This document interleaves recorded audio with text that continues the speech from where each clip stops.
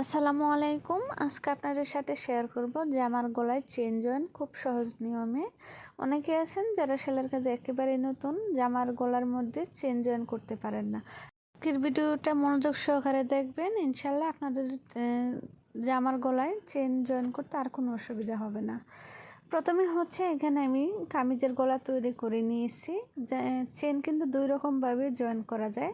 একটা হলো গলা সেট করার আগে, আর একটা উপায় হলো এখন যেটা আমি দেখাচ্ছি, গলা তৈরি করার পর হচ্ছে চেন জয়েন করা যায়। আমি নর্মালি এভাবেই করি, গলাটা আগে তৈরি করে নিই, তারপর হচ্ছে চেন জয়েন করে নিই। তো এখানে হচ্ছে প্রথমে আমি মেজারমেন্ট নিয়ে নিচ্ছি। এখানের যা আছে তার অর্ধেক হচ্ছে একদম মিডল বরাবর হবে, অর্থাৎ ফিতা দিয়ে মেপে তারপর একদম মিডল বরাবর চিহ্ন করে নেবেন। তো এখানে হচ্ছে আমি চক দিয়ে চিহ্ন করে নিয়েছি। এভাবে চক দিয়ে চিহ্ন করে নিলে তাহলে আর চেনটা জয়েন করতে আঁকাবাঁকা হয়ে যাবে না, একদম সোজা হবে, অ্যাকুরেটভাবে চেন জয়েন হয়ে যাবে, আর কোনো অসুবিধা হবে না। তো চেন জয়েন করার জন্য এখানে হচ্ছে আমি চেন নিয়েছি, আর হচ্ছে চেনের থেকে 2 থেকে 2.5 ইঞ্চি বেশি একটা কাপড় নিয়েছি, আর কাপড়টার চওড়া আছে 2 ইঞ্চি পরিমাণ, আর লম্বা নিয়েছি চেনের থেকে 2.5 ইঞ্চি বেশি। তো প্রথমে হচ্ছে আমি কাপড়ের একটা উপরের একটা মাথা আর কি আমি এভাবে বাস করে সেলাই করে নেব।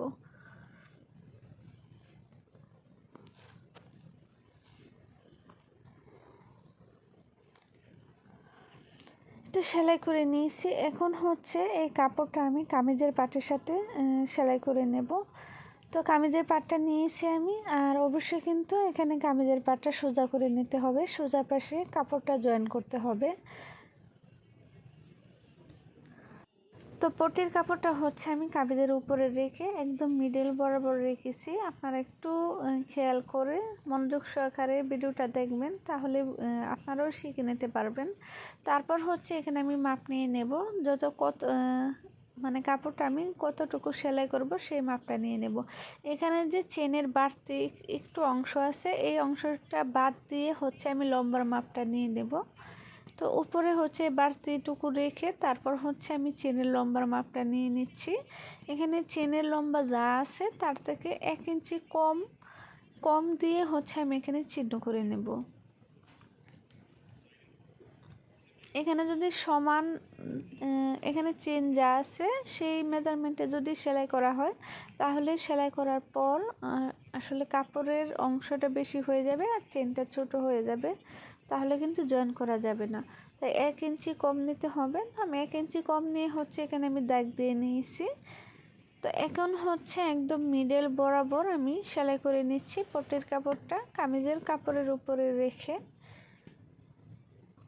যেহেতু এখানে আমি চিহ্ন করে নিয়েছি, তাই হচ্ছে সেলাইটা একদম সোজা হবে। তারপরও পটির কাপড়টা একটু উঠিয়ে আমি দেখে নিচ্ছি যে একদম সেলাইটা মিডল বরাবর হচ্ছে কিনা।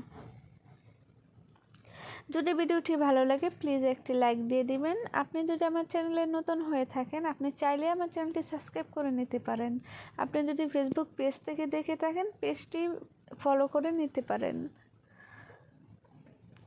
তো আমি হচ্ছে চিহ্ন বরাবর সেলাইটা এনে তারপর হচ্ছে কাপড়টাকে ঘুরিয়ে নিয়েছি, ঘুরিয়ে তারপরে 2 স্টিচ সেলাই দিয়ে তারপর হচ্ছে আবারও কাপড়টাকে ঘুরিয়ে নিলাম। কাপড়টাকে ঘুরিয়ে নিয়ে তারপর হচ্ছে সেলাই করে নিচ্ছি। এখানে একটা সেলাই থেকে আরেকটা সেলাইয়ের দূরত্ব হবে 2 স্টিচ। এত সেলাই করে নিয়েছি, এখন হচ্ছে সুতাটা কেটে নিয়ে যাব। তো এখানে সেলাইটা যেহেতু খুব চিকন হয়েছে, আসলে ভিডিওতে তেমন বোঝা যাচ্ছে না ক্যামেরার কারণে, তাই এখানে হচ্ছে আমি একদম 2 সেলাইয়ের মাঝখান থেকে কেটে নিচ্ছি। আর এই কাটাটা দেওয়ার সময় একটু সাবধানে দিবেন যেন সেলাই কেটে না যায়, একটু আস্তে আস্তে সাবধানে কেটে নিতে হবে।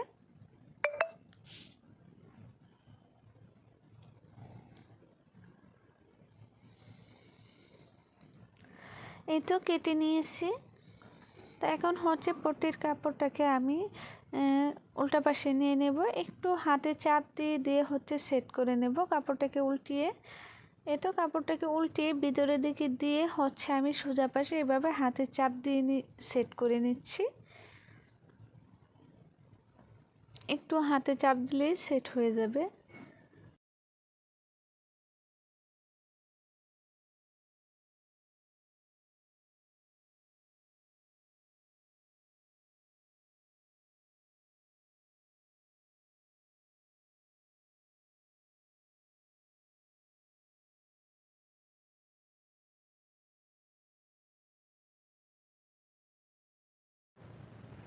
তো এখন হচ্ছে চেন জয়েন করে নিব। তো চেনটা সেলাইয়ের সুবিধার্থে আমি একটু খুলে নিয়েছি। তারপর হচ্ছে চেনের যে বাড়তি অংশটা আছে সেটা হচ্ছে উপরের দিকে রেখে তারপর হচ্ছে তার উপরে কামিজের কাপড়টাকে রেখে সেট করে নিচ্ছে। এই যে বাড়তি অংশটা আছে এই অংশটা হচ্ছে বাস করে আমি ভিতরে যে পট্টির কাপড় আছে পট্টির কাপড়ের ভিতরে দিয়ে দেব, তাহলে ফিনিশিংটা ভালো আসবে, এই কাপড়টা আর বের হয়ে থাকবে না। তো এভাবে দিয়ে হচ্ছে আমি সেলাই করে নেব।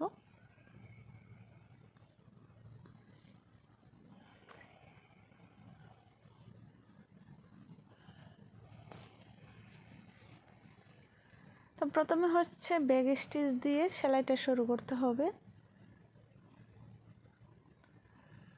আর এখানে চেন জয়েন করার সময় কিন্তু কামিজের কাপড়টাকে কোনো রকমের টানাটানি করা যাবে না, তাহলে কিন্তু কামিজের মানে চেনের একটা পার্ট ছোট হবে আর একটা পার্ট বড় হবে জয়েন করার পর, তাহলে কিন্তু দেখতে ভালো লাগবে না গলার অংশটা। তাই কোনো রকম টানাটানি না করে চেনের উপরে কামিজের কাপড়টাকে রেখে তারপর হচ্ছে সেলাই করে নিচ্ছি।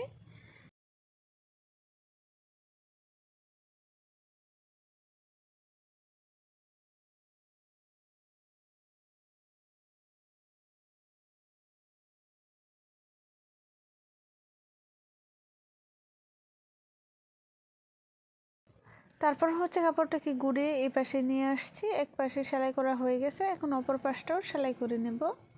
তো একই নিয়মে হচ্ছে সেলাইটা করে নিচ্ছি।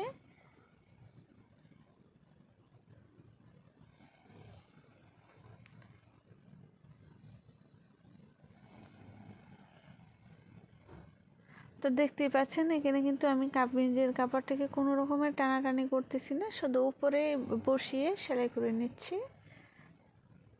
আপনারা এই নিয়মে চেষ্টা করবেন সেলাই করতে, তাহলে দেখবেন কামিজের সাথে চেনের জয়েন্টটা একদম পারফেক্টভাবে হবে, কোনো রকমের কোনো ভুল হবে না।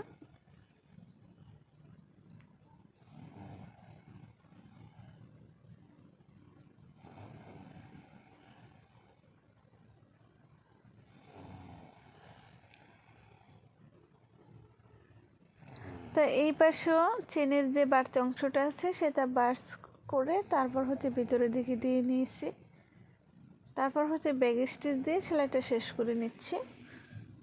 এই তো খুব সহজ নিয়মে আমি কামিজের সাথে চেন জয়েন করে নিলাম।